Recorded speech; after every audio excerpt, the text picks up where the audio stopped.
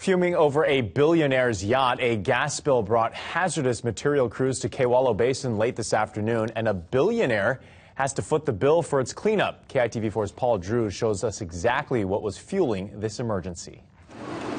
It's not often a pair of billionaires' yachts are docked in the islands, but at Kewalo Basin, Larry Ellison's Rising Sun is just across the water from Google co-founder Larry Page's mega ship, Census.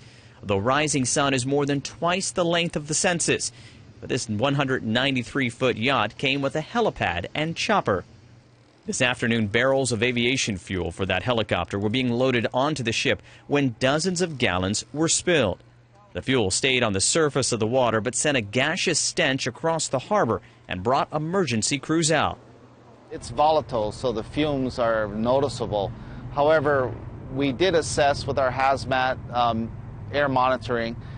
There is no flammable hazard. There is no toxic hazard. Because of the southerly winds, the noxious odor was sent directly over to Ellison's mega ship. No determination was made on exactly why the fuel spilled, but one yacht ended up making a big stink for the other.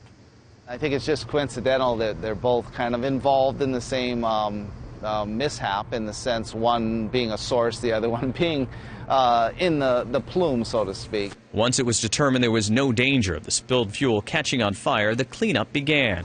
Crews went out onto the water to mop up the fuel floating on the surface, and absorbent materials were placed around the Rising Sun. Specially trained personnel were also brought in to get the fuel that floated under docks and into parking areas.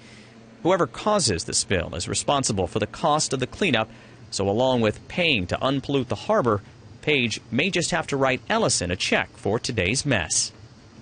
Now, no one was hurt in the spill and there weren't any visible signs of pollution problems, but it's still not known what impact the fuel had on wildlife in the water. Yanchi?